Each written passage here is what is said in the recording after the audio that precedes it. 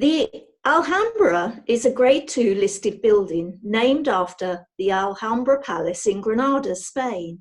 As that heritage suggests, it is a supremely grand edifice with a dome turret supported by striking Corinthian columns. Inside, Paul, Dave and Felix could see that it was just as magnificent.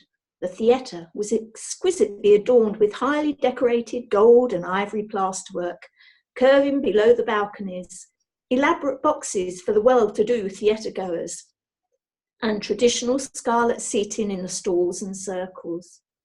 Felix was making her stage debut in a proper theatre with 1,456 seats. The cast were already on stage when they walked in. There were handshakes all round, and then it was time for Felix to meet her new colleagues and compatriots. Dave bent down and gently opened the door of the cat carrier. Felix, looking a little grumpy as always at her enforced imprisonment, emerged somewhat uncertainly, then stood on the stage taking it all in. Her quizzical expression very evidently said, "Where on earth am I?" It must have been confusing for her, for not only was the theatre itself a never-before-seen and rather glamorous landscape, but in her immediate vicinity on the stage itself was the set for the production. Rigsby's living room had been recreated.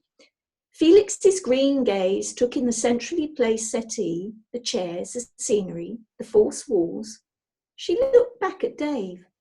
"Where on earth am I?" her confused look seemed to say once more.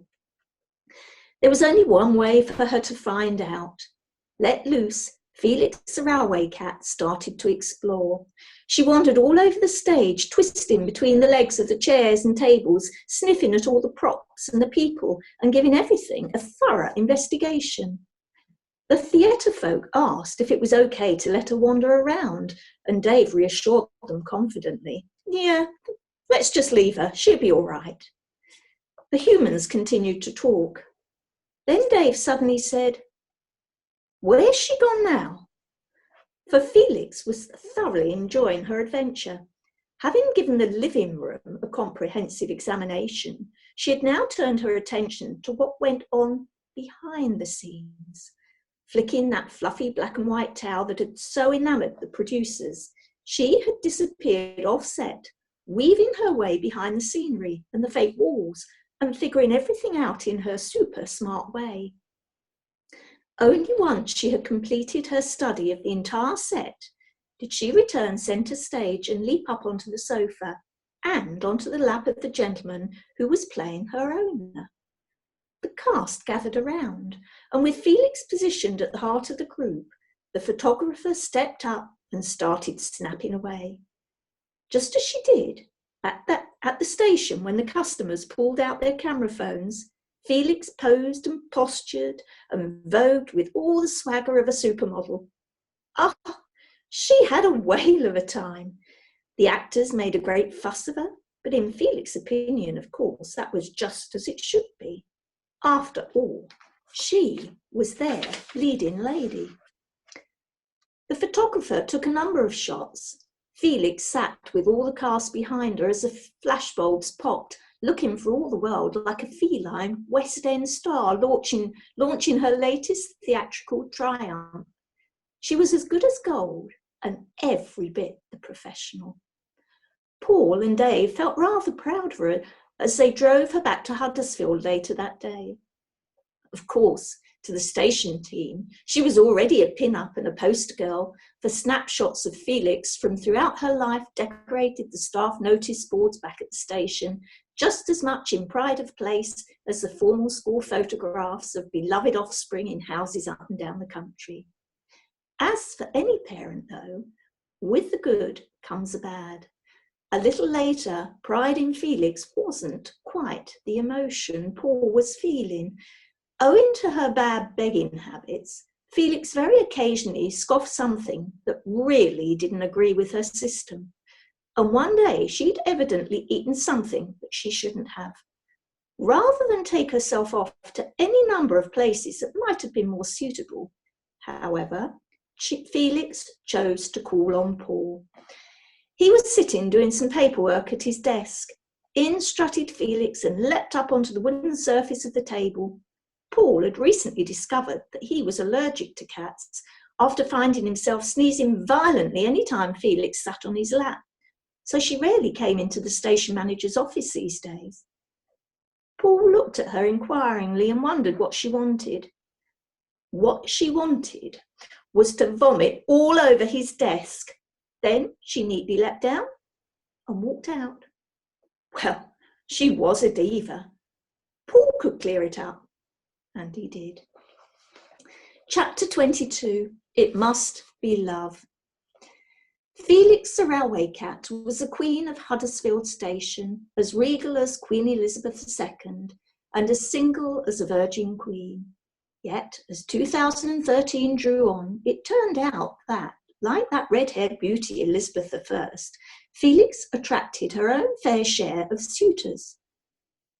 Felix has got a boyfriend. Angie and Angela were catching up on the latest news, and this hot gossip was spreading like wildfire around the station. Their little Felix had an admirer. He was a stray black tomcat. Very few, if any, cats ever appeared on the concourse. But it seems word of Felix's fame had spread in the feline world too, and this new fellow had suddenly started appearing at night. Felix, the fluffy feline goddess, was quite the catch, and the stray began to appear regularly on the night shift as he hung around the station hoping for a glimpse of her. He'd sometimes wait for her at the customer information desk, looking for all the world like a lovelorn teenager, choosing to settle in this spot that smelt so strongly of his sweetheart. Angie Hunt, eyeing him up and down from a distance, was none too keen on the look of him, though he was a bit bigger than Felix. For his shape, he was skinny and scrawny, and even from where she stood, she could smell his unpleasant feral scent. Unlike her beautiful fluffy Felix, this cat was short-haired, and his coat was unkempt. Oh, he was no good. Angie, like so many a worried mother before her, thought she should intervene. "Look, Felix," she said, trying to reason with her charge, "he's rough, and when you start with them rough, it continues, girl." As she observed the two cats together, Angie had reason to hope that her words had hit home. One night shift, Felix was sitting on the customer information desk when her fellow wandered into view. At last his vigil had paid off. The tomcat sat down and stared wonderingly up at her, this vision of fluffiness so dedicated to her role.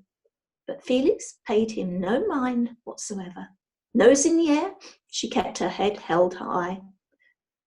"Oh, she's playing hard to get," thought Angie, watching through the doors. "Good on you, lass, good on you." But it seems Felix's curiosity soon got the better of her. Or perhaps it was a dedication of her suitor that paid off.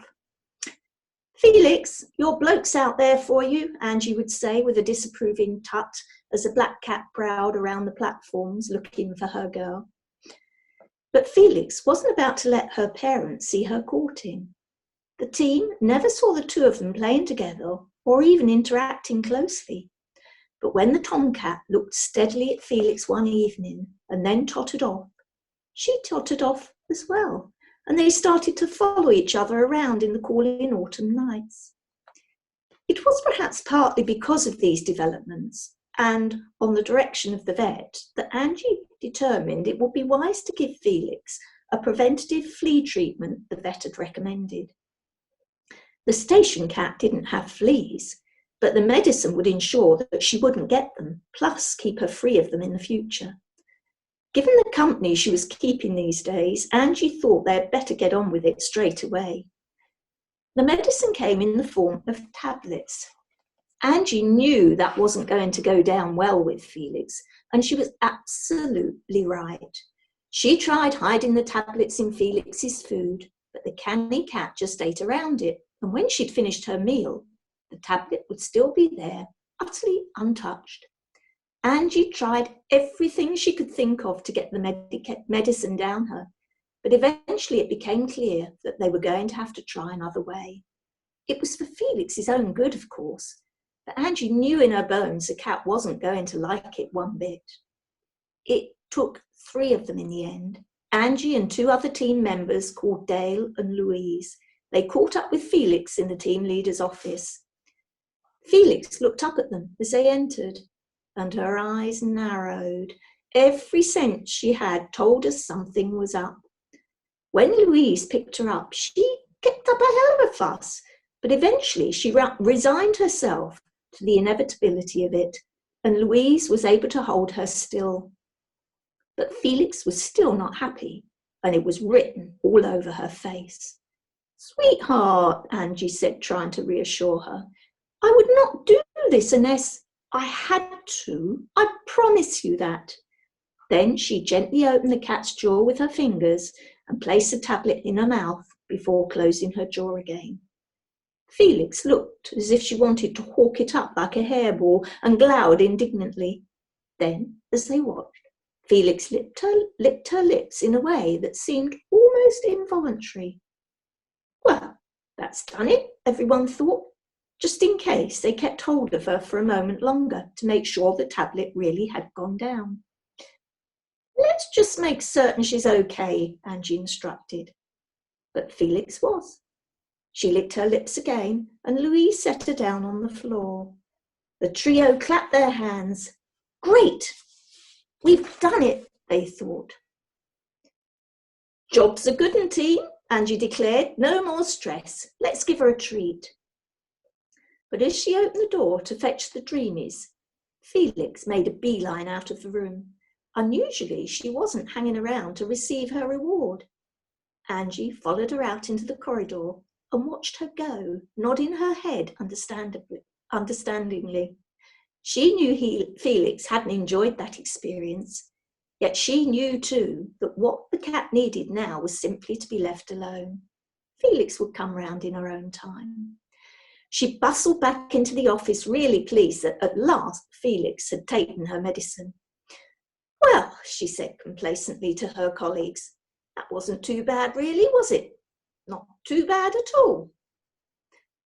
"Angie," said Dale slowly. "What?" "Look down there."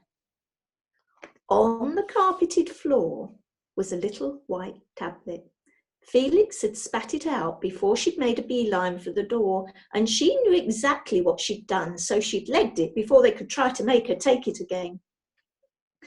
Angie shook her head, nevertheless, feeling a grudging admiration for the cat's antics. Obviously, Felix's recent experiences on stage at the Alhambra had stood her in good stead, for the performance she had just given was truly worthy of an Oscar. But it left them with a problem. How could they get Felix to take her medicine? In the end, it was Billy who provided the solution. It turned out that the medicine didn't come only in tablets. You could get it in the form of drops too, which you placed at the back of the cat's neck, and then the treatment worked just as well. So it was in Billy's arms that Felix finally received the protection she needed. He held her steady in his rough, weathered hands, stroking her fur reassuringly as he picked up the bottle and administered the drugs. "There you go," he said gruffly to her, and Felix was very grateful that he had ensured that she never had to take those tablets again. It marked the start of a softening in the relationship between Billy and Felix.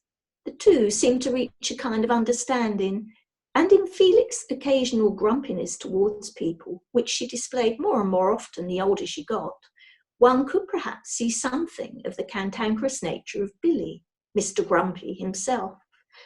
The two were kindred spirits. At any rate, he didn't complain quite so much when she came to his garden anymore. However, the horticultural experts who lived in Huddersfield might well have argued that perhaps he had never really wanted her to stay away. For amid the lavender and the Shasta daisies, the orange montbretia and the blue geraniums that Billy had planted in his garden, there was also another plant, Nepeta, commonly called catmint. It has silvery grey leaves and spikes of purple flowers, and gardeners know that cats love to roll in its aromatic leaves. Perhaps he had planted it there just for Felix. Chapter 23, The Battle for Huddersfield Station. Here she comes, said Dave Chim with a hearty chuckle, watching an exuberant Felix bounding along the platform towards them in December 2013. Beside him, Chrissy from the booking office was carrying a cardboard box that Felix recognised oh so well. It was full of the Christmas tree decorations. Every year, as soon as that box of decorations came out, Felix came out too, for it meant only one thing: game on, party time, let the merrymaking begin. By now, it was a well-established tradition that every December, Felix helped to decorate the Christmas tree that stood in the station concourse. Just as she had done as a kitten, she would dart up the bare trunk right to the top, then sit there for ages, queen of all she surveyed. Just because she was now an older cat, it didn't mean she had forgotten how to have fun. When she wanted to be, Felix was still just as playful as she had been when she'd first arrived at the station as a little kitten and had run riot all over all and sundry. As the decorating commenced, she would determinedly wage war on the baubles and on the gold cardboard fairy that Dave and Chrissy tried to hang on the tall tree, playing football with the ornaments as she batted them across the ticket hall to the great amusement of the watching customers. As soon as she saw Dave staggering about the station with the enormous Christmas tree in his arms, she was right there with him, and this year was no different. Eventually, Felix shook the pine needles from her fur and left the twinkling tree behind. Time for a patrol outside. She exited through the front doors. Felix perhaps liked the grand wooden doors best of all, though not just because they were the most fitting for Queen Felix's regal appearances. Although Felix had heaps of character, her stage presence, in the opinion of the automatic doors at least, wasn't quite sufficient to trigger their electronic sensors and make them open.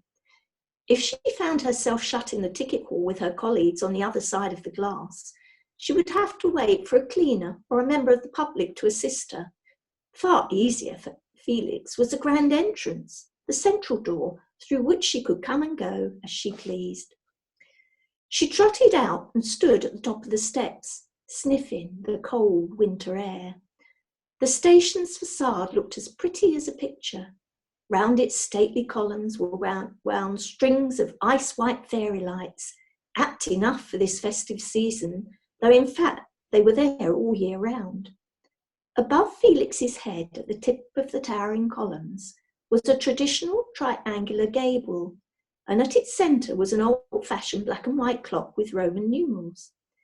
Though Felix couldn't read the position of the hands, they always indicated the same thing anyway: time for adventure.